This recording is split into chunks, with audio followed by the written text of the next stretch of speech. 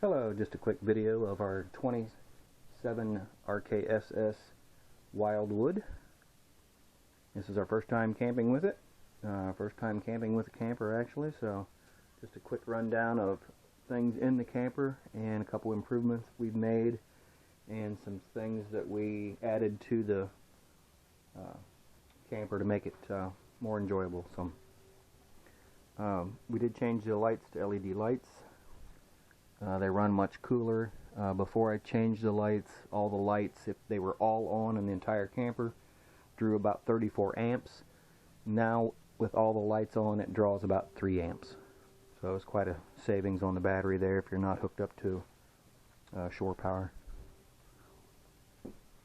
We did add a paper towel holder here.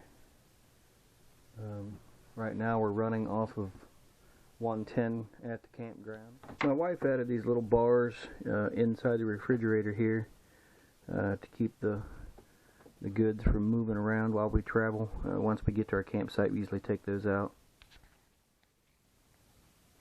My wife also installed these little touch lamps. They're battery operated LED lamps inside these cupboards, so we can see what's in there when we reach in to get stuff. It really helps. As you can see, really shed some light on the subject here, so nice addition. We did add a clock and an indoor-outdoor thermometer, and I keep all the remotes right up here. When we get to the campsite, I take that outdoor remote for the temperature and set it out underneath the camper on one of the blocks. Underneath the TV here in this cabinet, I installed a electrical management system. Keeps tabs on the electric coming into the camper. If it's too high a voltage, too low voltage, high frequency, low frequency, or reverse polarity, it will disconnect and not let any voltage to the camper whatsoever. That's pretty handy. It's a surge suppressor also, so hopefully it'll save the equipment in here if we need. It's a nice feature. I can see how much voltage, 120 volts, right now 2 amps and 60 hertz, and the E0 means no errors, so everything's running good. It looks like we're pulling about 2 amps right now, just from the lights I have on in here. TV to it here. I made a board that fits the entire piece under here, and then velcroed it down so it can't move. I also put a piece in the back here that's velcroed to the TV and the wall, just to keep it from getting too crazy if we would start off or get hit from behind or stop too fast. So got to turn that off. I also added these 3 little shelves here, just for keys, glasses, just anything we wanted to come in and have a place to put small items instead of putting them up here on the shelf, so that seemed to work out really well. Back in here to the bathroom.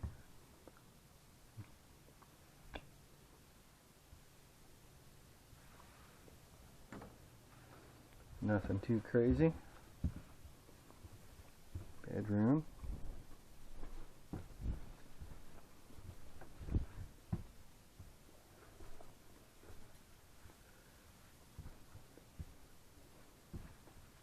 Gonna put some coat hooks up here.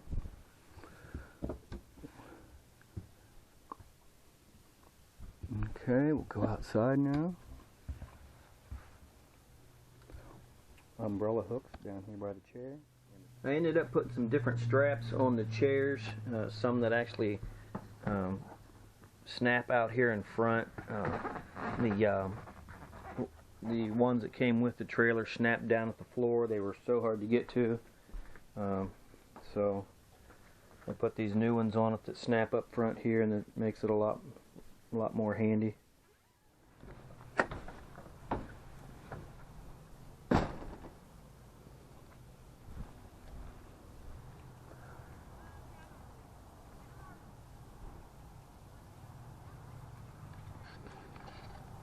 We were never told that these actually fall down like this to pull one corner of the awning down so that the rain can head off one direction. It's a nice feature we didn't know about.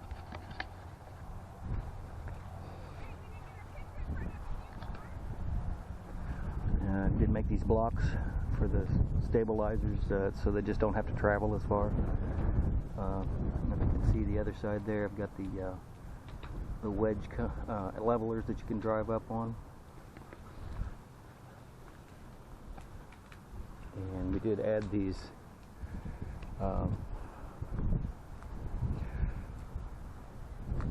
ropes to the awning here to help hold them down in high winds, and they work pretty good unless the wind gets really crazy. Here's some neighboring campers. Now this is the large side opening of the pass-through, and in here I made a few modifications. I put this board clear across the cubby hole that's underneath the bed. I put that board up, just stained it to give it a dark color, and then I put some of these PVC holders up on to hold different tools. They seem to hold everything real well. I just took the table saw and set the blade real short and ripped them long ways to put that kind of thing in. And that's the weight distributing bar tool to help get the bar in the hitch. Those others are just PVC tubes that I screwed to this board that I installed, and then put a little piece of Velcro on the front of this one to help hold it in place. But you just pull this Velcro off and then slide the broom handle off of the two round holders. Over on this side I put in the fishing rod holders, which work pretty much the same way. I just used 3/4 inch PVC down at that end, and then what looks like 1 inch or 1.25 inch PVC up at this end. These spinning reels fit directly in here on both of those. That's just a Zebco 202, and then another spinning reel over here. They fit down in there. My fly rods, I cut those in half, not quite half, and use those to hold my fly rods. So work out pretty well. Everything's pretty stationary while I drive.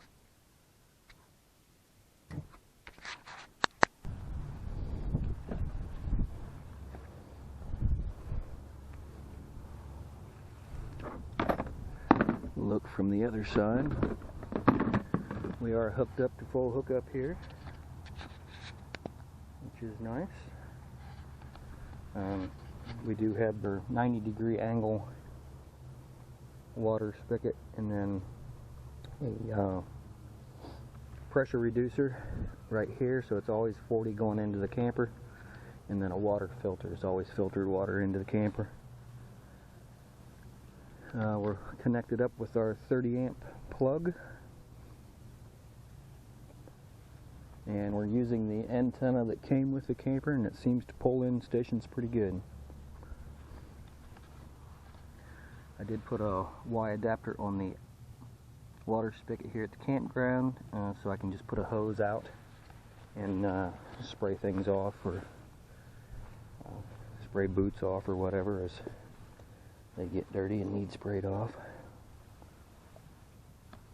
So far, we really like it. Can't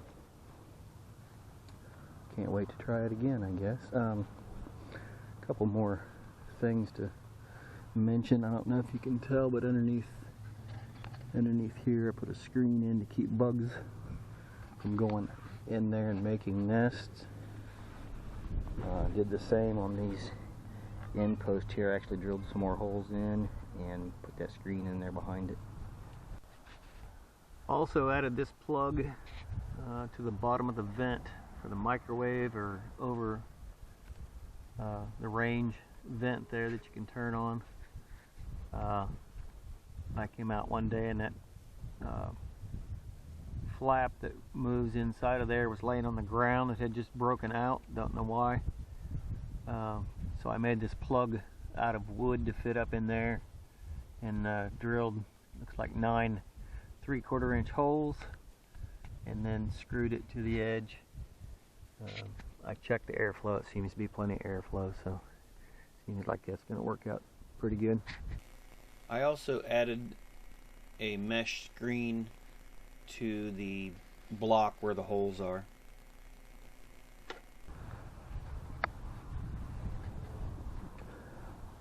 I put some wire screen behind these intake and exhaust for the furnace so bugs don't get in there, and also up here so bugs don't get in. And this is actually stainless steel mesh to keep bugs out. There's a 110 outlet here in case you need it. We did put this carpet on the steps, and seems to work out real good. I just put some silicone down to hold those down. It seemed to work out pretty good. And down here on the battery, I put a disconnect switch so we can disconnect totally when we're not camping for a few weeks straight. We'll just disconnect so the battery won't run down on us. So I think that's about it. Back up here, show it at the campsite. There at the corner I did put some levelers in. I used a level at home to make sure it was level side to side and front to back. After I knew it was level, I used some sticky back levelers to put on the side of the camper there. I put one there and then one over at the steps for the other direction. Something we noticed after we set up the camper on the pad, we leveled the camper, and then after a few days, after the tanks started to fill up, they got to about half or maybe 3/4, we noticed that the camper wasn't level anymore, tilting towards the side of the slide. So you may want to set up your level a little high on the side of the slide. This particular camp, we didn't use the furnace. We just used a ceramic heater inside. It was on high. The cold nights it got down to about 50, probably 50 last night, and 40, probably 40 some the night before. And the 1500 watt heater was more than enough. Did a good job. This upgrade was actually made to the truck. I have a standard F-150 XLT truck here, and it had stock mirrors on it. I took the mirrors off and installed these mirrors here that more resemble the F-250 mirrors. They still have the ability to control electronically the top mirror here. This one here is just a real wide angle mirror lens. It has the turn signal built into it and a little light underneath the mirror. When you open the door, it shines on the ground for you. These mirrors are about 3 inches wider than the stock mirrors from the factory, and then when you extend them out, they extend out another, looks like 4 inches or 5 inches. So make a world of difference. You can see down and behind the camper a little bit. So bad thing is I have to collapse the mirrors to get them back in my garage. So other than that, they're really nice mirrors. I took the mirrors, the stock mirrors, and put them on eBay and sold them for around $190 for the pair. So and ended up these mirrors only costing me about $40.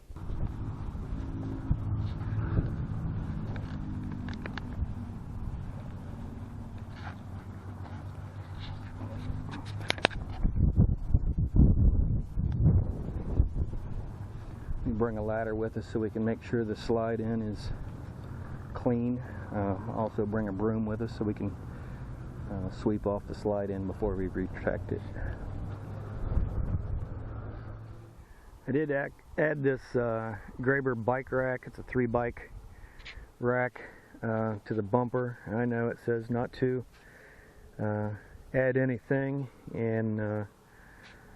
but I decided I would weld in a couple pieces of angle iron there to beef up that connection. Since it was just a single weld, I went ahead and welded a piece of angle on each one of the pieces that was already welded to the frame there to beef that up a little bit, and it seems to really make that a lot stronger, so seems like it's working well. Just a look in the camper here with the lights on. You can see there's plenty of light to do what we need to do, and it's a nice white soft light also, so it's a pretty nice upgrade. I hope you enjoyed the video and noted some good tips. If you have any questions, please post them as usual, and happy camping.